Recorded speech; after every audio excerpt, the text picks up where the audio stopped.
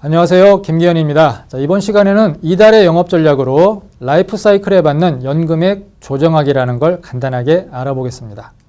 학습 목표입니다. 첫 번째는 라이프 사이클에 맞는 연금액 조정하기를 이해하는 시간이 되겠고요. 두 번째는 현장에서 고객 상담 시에 적절하게 활용하는 부분이 되겠습니다. 자, 간단하게 1억으로 연금을 받으면 얼마 정도 받을 수 있을까요? 같이 한번 표를 보면서 확인을 해보도록 하겠습니다. 연금 개시 시점에 적립금이 1억을 가정을 하고요. 자, 65세 때부터 받을 때와 70세부터 받을 때, 75세 때부터 받을 때에 따라서 연금액이 28만 원, 32만 원, 37만 원 이런 식으로 조금씩 올라가게 되죠. 자, 연금을 개시하면서 운용 수익률은 1%로 가정을 했습니다. 자, 65세에서 70세로 5년을 뒤로 이제 늦추게 된 거죠. 연금 수령 시기를 5년을 늦추고 또 10년을 늦추게 된 겁니다. 이런 경우에 연금액을 받는 금액이 12.5%가 올라가게 되고요. 24.3%가 올라가게 됩니다.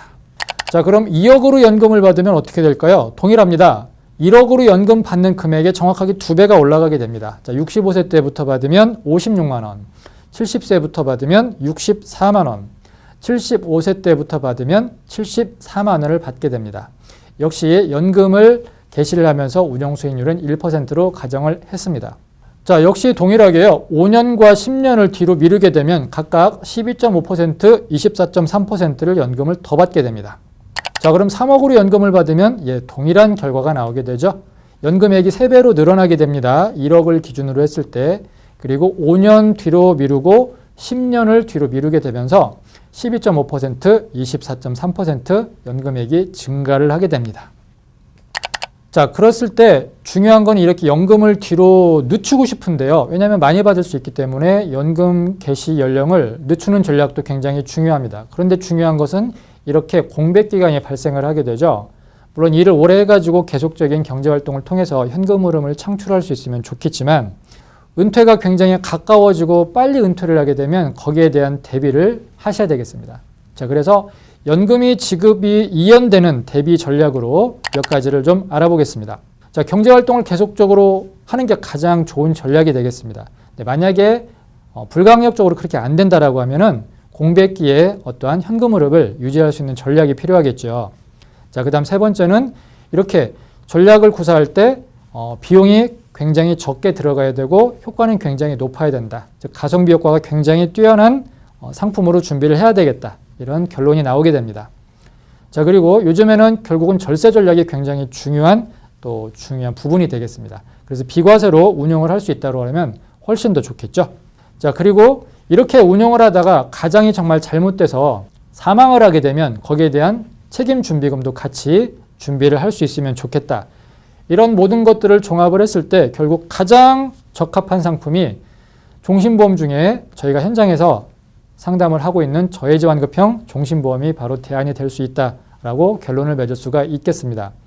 그러면 이런 저해지환급형 종신보험을 실제로 어떻게 운용을 했을 때 이렇게 공백을 효과적으로 메울 수 있는지를 같이 알아보도록 하겠습니다. 자, 기본적으로 화면을 보시게 되면요. 65세에서 70세로 연금을 뒤로 미루게 되면 70세부터 받는 연금액이 올라가서 좋긴 하죠. 자, 그런데 공백 기간을 어떻게 이제 대비를 할 거냐가 문제가 되겠습니다. 자, 보시는 것처럼 40세인 남자가 7천만 원을 가입을 하고요. 10년 납으로 설정을 하게 되면 대략 보험료가 27만 원 정도 산출이 되죠. 자, 그러면 이분이 40세 때 준비를 하게 됩니다. 그리고 65세부터 70세까지 생활자금 선지급 형태로 생활자금을 충당을 하게 되죠. 자, 그랬을 때 받아가는 돈이 대략 60에서 70만 원 정도로 추정이 됩니다. 자, 우리가 아시는 것처럼 생활자금을 선지급을 하는 부분은 대부분 체증형 구조로 되어 있죠. 자, 그래서 60만 원에서 계속 올라가서 이렇게 70만 원까지 상향 조정이 됩니다. 결국은 물가 상승률을 감안해서 비용도 올라가는 부분인데 그것들을 해지할 수 있다고 보시면 되겠습니다. 결국은 내가 낸 돈은 27만 원이고요. 자, 원금이 3,240만 원인데 실제로 5년 동안 받아가는 돈이 3,840만 원이 되겠습니다. 자, 그리고 이 상품은 결국은 연금 전환을 한 게 아니기 때문에 종신보험의 뼈대를 그대로 유지를 한 상품이 되겠습니다. 남아있는 자녀 사망보험금이 있을 거고 남아있는 자녀 적립금이 있을 겁니다. 충분히 활용을 할 수가 있겠습니다. 자, 이번에는 동일하게 연금 시기를 뒤로 미루는 건데요. 앞에는 5년을 미루게 됐지만 이번에는 10년을 미루는 그런 경우를 한번 알아보도록 하겠습니다. 자, 65세부터 75세까지 결국은 10년 동안의 공백이 발생을 하는데 이거를 과연 어떻게 준비를 할 거냐? 가장 좋은 것은 75세까지 경제활동을 하는 거죠. 하지만 불강력적으로 그렇게 못하게 될 수도 있습니다. 그래서 이 공백 기간을 결국은 경제활동을 할 때 뭔가를 통해서 준비를 할 수 있다면 굉장히 좋겠죠. 자, 그래서 역시 저해지환급형 종신보험을 활용하는 전략이 되겠습니다. 자, 앞서와 동일하게 40세인 분이 7천만 원 가입 금액을 유지를 하고 보험료를 10년 납으로 산출을 하다 보니 27만 원 정도 나옵니다. 자, 그리고 65세부터 70세까지 생활자금으로 선지급을 수령을 하게 되면 30에서 36만 원 정도를 체증형 형태로 수령을 하게 됩니다. 자, 이렇게 보시게 되면 내가 납입한 원금은 3,240만 원인데요. 자, 이렇게 해서 생활자금으로 받아간 금액의 누적 금액을 보니 4천만 원 정도가 됩니다. 물론 명목적으로는 받아간 돈이 많습니다.